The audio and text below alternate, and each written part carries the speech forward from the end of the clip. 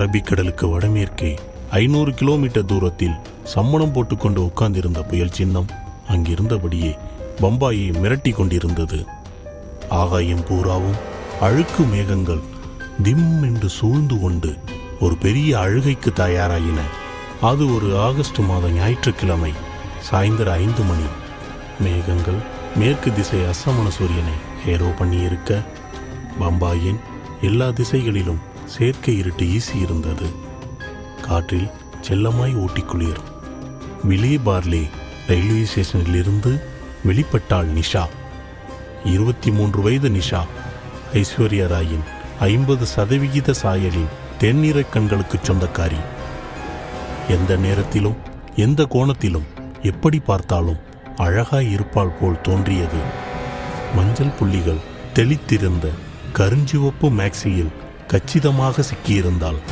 மழையை எதிர்பார்த்து கையில் ஒரு சிந்தட்டிக் கிளாத் குடை, இடது தோளில் வானிடி பேக். நிஷா ஸ்டேஷனுக்கு வெளியே வந்து ஞாயிற்றுக்கிழமையின் காரணமாக களைத்து போயிருந்த பிளாட்பாரத்தில் 2 நிமிட நடை நடந்து ஆள் நடமாட்டமில்லாத பார்க் வியூ ரோட்டுக்கு வந்தாள். பங்களாக்கள் தள்ளி தள்ளி தெரிய எல்லா திசைகளிலும் நிசப்தம் செதுக்கப்பட்டிருந்தது.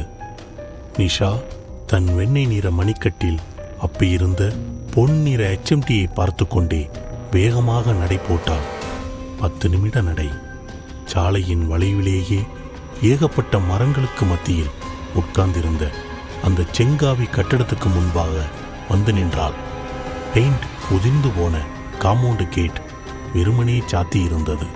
கேட்டை மெல்லத்தள்ள அது ரீச் என்ற சின்ன அலறலோடு பின்வாங்கியது. நிஷா தயக்கமாய் உள்ளே நுழைந்தாள்.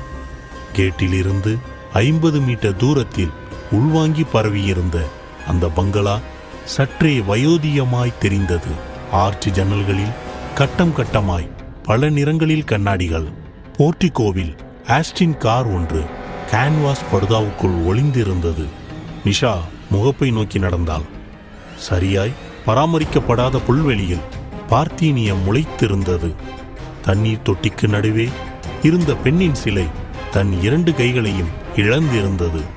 போர்டிகோ தூணோரம் வைக்கப்பட்டிருந்த ரோஜா தொட்டிகள் உடைந்து போய் சிதிலமாய் தெரிந்தன. நிஷாவின் மனதில் வியப்பு ஓடியது. ஒரு நியூரோ சர்ஜன் தன் வீட்டை இப்படியா வைத்துக் கொள்வார்? பேட்டியை ஆரம்பிப்பதற்கு முன் இந்த வீட்டை பற்றி டாக்டரிடம் பேச வேண்டும். நிஷா ஆஸ்டின் காரை சுற்றி கொண்டு போர்டிகோ படிகளில் ஏறி கதவின் இடது பக்க மூலையில் இருந்த அழைப்பு மணியின் பொத்தானின் மேல் தன் கட்டை விரலை வைத்தாள். அரை நிமிஷ அவகாசத்துக்கு பின் உள்ளே காலடி யோசை கேட்டு பின் கதவு திறந்தது. ஒரு பெண் நின்றிருந்தாள். 30 வயது இருக்கலாம். வளப்பமான உடம்பு. உயர தூக்கி கொண்டை போட்டிருந்தாள். உடுத்தி இருந்த சேலைக்கு மேல் காப்பித்தூள் நிற கவுன் அணிந்திருந்தாள். கையில் வெள்ளையாய் ஏதோ பவுடர் மாதிரி ஒட்டி இருந்தது. கேட்டாள், யார் வேணும்? டாக்டர் சதுர்வேதி. நீங்க? என் பேர் நிஷா. நான் ஒரு ஃப்ரீலான்ஸ் ரிப்போர்ட்டர். டாக்டர் சதுர்வேதி ஒரு நரம்பியல் நிபுணர். பயோடெக்னாலஜியில் டாக்டரேட் வாங்கியவர். அவரை பார்த்து பேட்டி எடுக்கிறதுக்காக வந்திருக்கேன். 10 நாளைக்கு முன்னாடியே அப்பாயின்மெண்ட் வாங்கிட்டேன். இன்னைக்கு ஞாயிற்றுக்கிழமை 5 மணிக்கு என்னை வர சொல்லி இருந்தார். டாக்டர் யாருக்கும் பேட்டி தர மாட்டார, எனக்கு தர்றதா சொன்னார். உள்ளே வந்து உட்காருங்க, நான் டாக்டரை கேட்டுட்டு வந்து சொல்றேன். நிஷா உள்ளே நுழைந்தாள். அவள் உட்கார சோபா ஒன்றை காட்டிய அந்த பெண் பக்கவாட்டு அறைக்குள் நுழைந்து சட்டென்று காணாமல் போனாள். பங்களா உடனே பாலைவன அமைதிக்கு போயிற்று. நிஷா சுற்றுமுற்றும் பார்த்தாள். அந்த டிராயிங் ரூமை பாதி அடைத்து கொண்டு ஒரு கண்ணாடி பீரோ தெரிய, உள்ளே பச்சை நிற காலிகோவால் பெயிண்ட் செய்யப்பட்ட தடிமனான புத்தகங்கள், அதன் மேல் மக்கிப்போன பொன்னிற எழுத்துக்கள். நிஷா பார்வையை கூர்மையாக்கி அந்த எழுத்துக்களை படித்து பார்த்தாள். Experiments in gene manipulation, author Dennis E Oman, genes V Lewis, genetic engineering. பக்கவாட்டு சுவரில் இளம் வயது சதுர்வேதி தலை கொள்ளாத கிராப்போடு கான்வெகேஷன் உடையில் கேமராக்காரரை முறைத்திருந்தார். பக்கத்திலேயே சில வெளிநாட்டு பல்கலைக்கழகங்கள் அவருக்கு கொடுத்திருந்த டாக்டரேட் பட்டங்களின் சன்னத்கள் கண்ணாடி பிரேமுக்குள் சிக்கி தொங்கின. காலடி சத்தம் கேட்டது. நிஷா நிமிர்ந்தாள். இடது பக்கமாய் தெரிந்த ஒரு அறைக்கதவை திறந்து கொண்டு டாக்டர் சதுர்வேதி வெளிப்பட்டார். அசர வைக்கிற உயரம், 55 வயது உடம்பு, முன்மண்டை இலையுதிர்கால பருவத்தில் இருந்தது. சற்றே அழுக்கான வெள்ளை ஜிப்பாவையும் பைஜாமாவையும் தரித்திருந்த சதுர்வேதி கையில் பைப் வைத்திருந்தார். Good evening doctor. நிஷா ஒரு பெரிய புன்னகையோடு எழுந்து நிற்க சதுர்வேதி முகத்தில் எந்த மாறுதலையும் காட்டாமல் என்ன என்றார். பேட்டி வர சொல்லியிருந்தேனா? ஆமா டாக்டர். எப்போ சொன்னேன்? கல்யாண் ஆசாது ஹாலில் 10 நாளைக்கு முன்னாடி நடந்த ஒரு செமினாருக்காக நீங்க வந்தீங்க. செமினார் முடிஞ்சு கார்ல ஏறும்போது உங்ககிட்ட நான் பேட்டிக்காக அப்பாயின்மெண்ட் கேட்டேன். நீங்க 20ஆம் தேதி சாயந்தரம் 5 மணிக்கு உங்க பங்களாவில் வந்து பார்க்க சொன்னீங்க. இன்னைக்கு தேதி 20. சதுர்வேதி வாயில் பைப்பை வைத்து பதற்றமாக ஒரு இழுப்பு இழுத்து போய்விட்டார். மறந்துட்டேன். Sorry doctor. நான் மறுபடியும் உங்களுக்கு ஃபோன் பண்ணி பேட்டியை பற்றி ஞாபகப்படுத்தி இருக்கணும். எஸ் பேட்டியை இன்னொரு நாளைக்கு வச்சுக்கலாமா? நிஷா அப்போதுதான் கவனித்தாள். டாக்டர் சதுர்வேதி ஒரு அசாதாரண பதற்றத்தில் இருப்பது போல் தோன்றியது. அவருடைய பெரிய நெற்றிப்பரப்பு முழுவதும் எண்ணெய் பூசிக்கொண்ட தினசில் வியர்த்து மினுமினுக்க பைப் பிடித்திருந்த வலதுகை விரல்கள் ஒரு மெல்லிய நடுக்கத்துக்கு உட்பட்டிருந்தன. சரி டாக்டர், பேட்டியை உங்க விருப்பப்படியே இன்னொரு நாள் வைத்துக் கொள்ளலாம் என்று சொல்ல நினைத்து வாயை திறக்க முயன்ற நிஷாவின் பார்வை எதேச்சையாய் சதுர்வேதியின் ஜிப்பா பாக்கெட்டுக்குள் போக அவருடைய விழிகள் சட்டென்று லேசர் கதிர்களாய் மாறின. சதுர்வேதியின் ஜிப்பா பாக்கெட் அருகே 4-5 ஈக்கள் வட்டமடித்து சட்டென்று உள்ளே போவதும் வெளியே வருவதுமாக இருந்தன. சென்னை பெசன் நகரின் 5வது மெயின் ரோட்டில் பால் பகுதியில் இருந்த ஒரு பெரிய பங்களாவின் படுக்கையறை. ஹரிஹரன் தன் மனைவி கீதாம்பரியின் 8 மாத பம்மிய வயிற்றை மெல்ல முத்தமிட்டான். டே ராஜா, அப்பா போயிட்டு வர்றேன். கீதாம்பரி பொய்க்கோபத்தோடு கணவனின் முகத்தை தன் வயிற்றினின்று பிரித்தாள். நீங்க ஒன்றும் என் மகன்கிட்ட கொஞ்சம் வேண்டாம். ஏன்னா நீங்க தான் எங்க 2 பேரையும் விட்டுட்டு இன்னும் 2 மணி நேரத்துக்குள்ள ஜெர்மனி புறப்பட்டு போக போறீங்களே. 10 நாள் தானே. ஃப்ராங்க்ஃபர்ட் போய் பிஸ்னஸ் பேசிட்டு ஓடி வந்துட மாட்டேனா? உன்னோட டெலிவரி டேட்டு தான் இன்னும் 20 நாள் தள்ளி இருக்க. உங்களுக்கு 10 நாள், எனக்கு அது 10 வருஷம் மாதிரி. கொண்டாட்டி வாயும் வயிறுமா இருக்கிற இந்த நேரத்தில் எந்த கணவனும் பிஸ்னஸ் தான் பெருசுன்னு வெளிநாட்டுக்கு பறக்க மாட்டான். ஹரிஹரன் சிரித்தான்.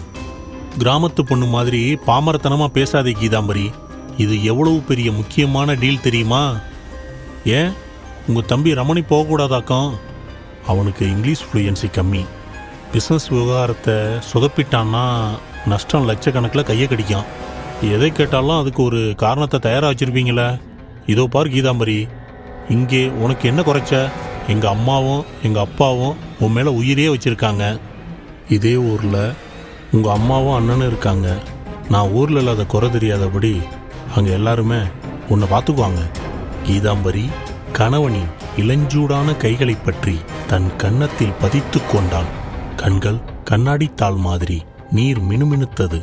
உங்கள் அப்பா, உங்கள் அம்மா, எங்கள் அண்ணன், இப்படி எத்தனை பேர் என் பக்கத்தில் இருந்தாலும் நீங்கள் பக்கத்தில் உட்கார்ந்து ஒரு வார்த்தை பேசுகிற மாதிரி இருக்குமா?